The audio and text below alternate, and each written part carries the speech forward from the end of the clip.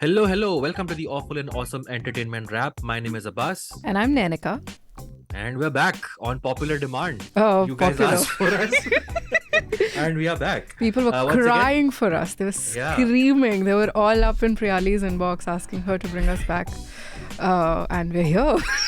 Yeah, enough of Abhineet. Abhineet? Why did I say Abhineet? Enough of Rachri and Abhinandan. We want Abbas and Nainika. Exactly. So we are back.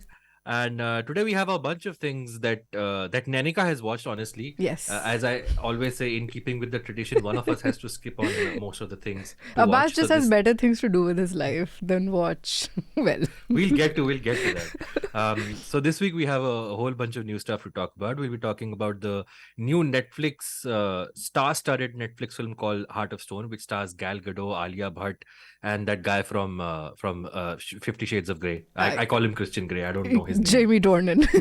Jamie Dornan, yes. We'll be talking about Red, White and Royal Blue, which is also the new Netflix film. Yes. It's Amazon Prime. Oh, it's on Amazon Prime? Okay, I take that back. It's on Amazon Prime. It was a best-selling young adult novel, and now it has been adapted into a film. So we'll talk about that. We'll be talking about Made in Heaven Season 2, again, Amazon Prime, much talked about second season of the Zoya Akhtar, Rima Katki show. And we will also be talking about, what's the OMG 2? Yes, the much looked forward to, and some are saying surprise hit OMG 2. Surprise hit.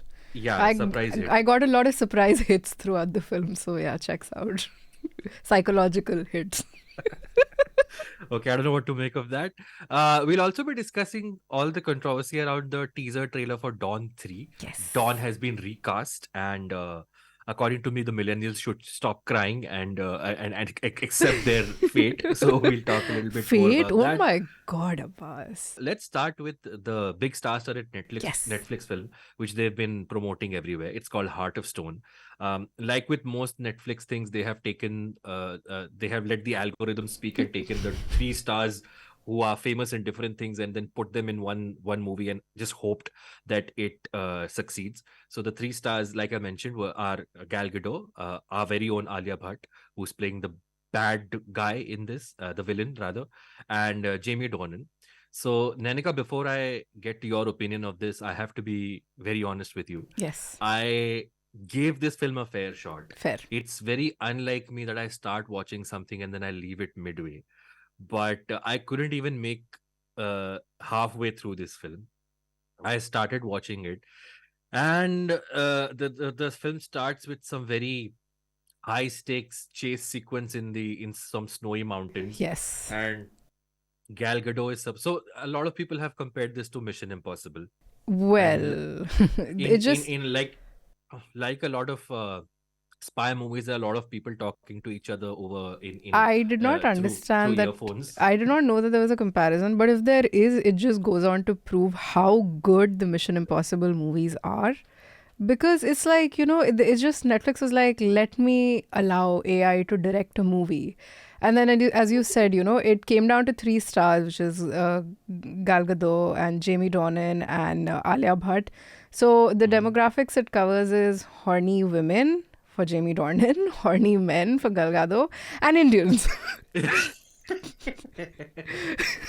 But you know what? If you were to draw a Venn diagram between horny men and Indians, it will be a perfect match. So I know. They're reaching out to as many people as they can. Like Alia Bhatt is introduced within the first 10 to 15 minutes of the movie starting. Yeah. So they wanted to make sure people actually remained hooked. Like it wasn't one of those blink and miss situations where you just, you're like, oh no, 1-2 second ka cameo hoga. So they don't want to stick around for the whole thing. So they made sure to introduce her immediately so that, the plot is clear or whatever.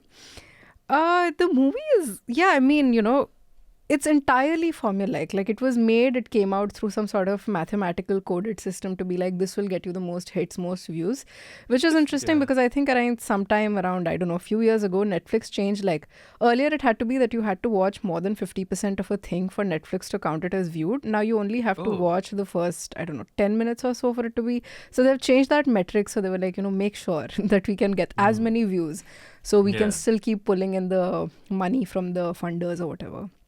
Good for them. Probably worked well for them.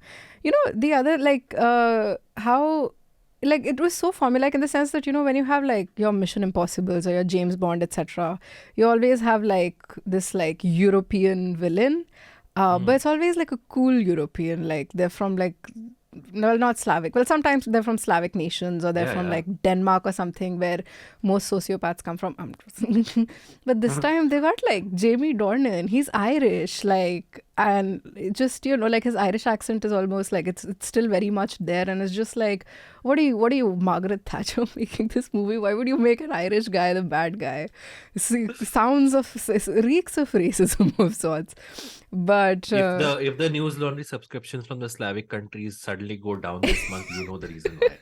So the next movie we're talking about is Red, White and Royal Blue. It stars Taylor Zakhar Perez and Nicholas Galitzine. The film revolves around the friendship and eventual romance between the son of the President of America and a British prince. It is based on the book of the same name by Casey McQuiston, and it's streaming on Amazon Prime. So yeah, I watched this because it was clearly like a darling online. Like people were joking about it, memeing it, this and that. And I think it's been a bit of a hit in terms of like how many people have clocked in to watch it. I watched it. It's a sweet little gay rom-com. It's not rooted in reality one bit, which ideally, in my opinion, is what a good rom-com should be. Right. Like, you know, like Shah Rukh Khan was serving realness in a completely delusional plane of frame, which is why his movies were successful. So, you know, unlike Adipurush, which is grounded. And yeah, real, I'm sorry, but Red. that actually happened. I was there, Abbas. I saw it happening with my own eyes. But yeah, it's not real at all. So it's just a fun little watch. It's just like, you know, again, as the plot is pretty much described, they are kind of enemies and then they sort of start liking each other. They've always harbored feelings or whatever.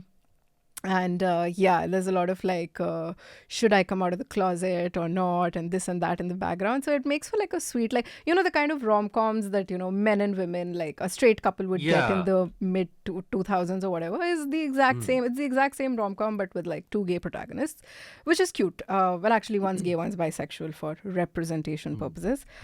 So yeah, the Taylor Zakhar Perez, the brunette top, he was serving Al Pacino in his young heydays, like very beautiful, which made when you say serving Al Pacino, as in he looks a little bit like a young Al Pacino, who in my opinion is very beautiful.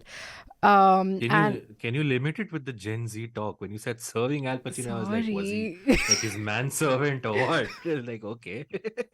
All right, from rom-coms, let's go to an announcement that I have to make. This is a very weird segue, but the announcement is about the Monu Manesar video profile Sena project. So Monu Manesar is back in the news as a key figure in the Haryana violence. But what do we know about him? News Laundry has exclusive footage, a fly-on-the-wall account of the actions of Monu and his gang. A short film made by independent filmmakers who trailed Monu and his accomplices for weeks. We will be releasing the video profile next week. So please contribute to the Sena project, and you will find the link to contribute in the show description. So please check it out.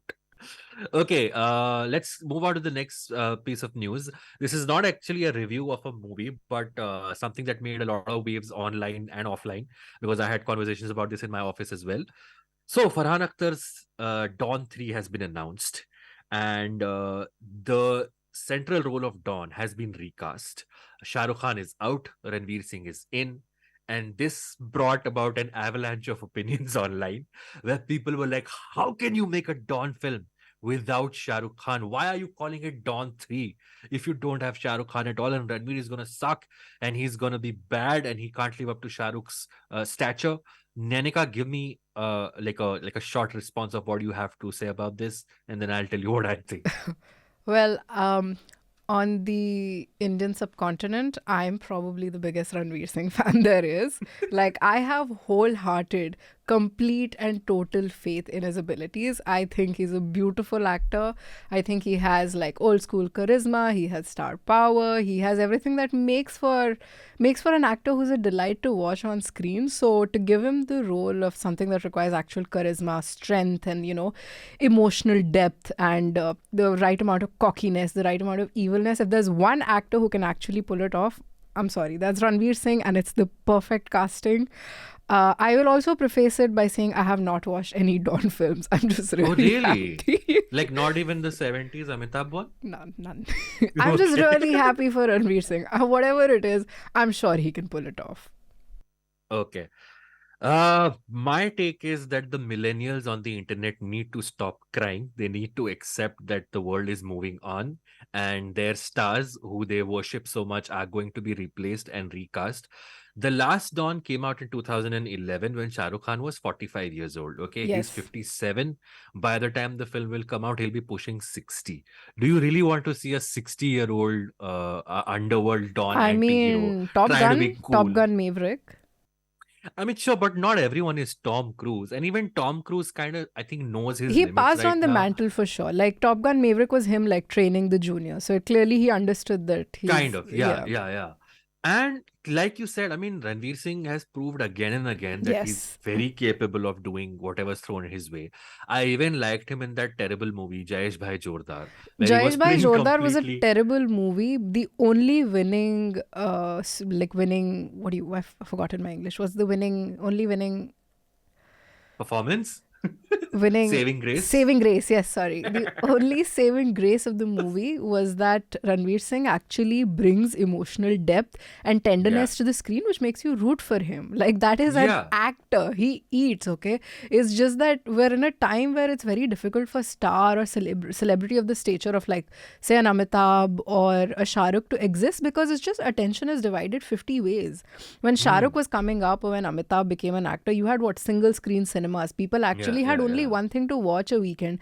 There wasn't a bombardment of like your Instagram reels and 50 different streaming platforms and this and that. Like, being a star meant being a star. You had like once you got your foot in the door, you could rise through the ranks, which is not the case anymore. Okay, at this point, we'll have to say goodbye to the people who are watching us on YouTube. For the rest of the episode, you'll have to take a News Laundry subscription so that you can hear the full episode of Awful and Awesome. We're talking about Made in Heaven, and we're talking about OMG 2, which I went and watched. Yes. Which Nainika absolutely loved. So, absolutely. And I have a lot of interesting things to talk about. So please subscribe so you can listen to the rest of the episode. Yes, subscription link will be in the description, so check it out. But yeah, this is where we say goodbye to YouTube. So goodbye, and please head on to the News Laundry website and app to listen to the rest of the episode. Bye-bye. Bye-bye. Journalism at News Laundry is powered by the public, because when the public pays, the public is served. Visit newslaundry.com/subscription and pick a payment plan of your choice. Pay to keep news free and independent. Your future, and indeed the future of democracy, depends on it.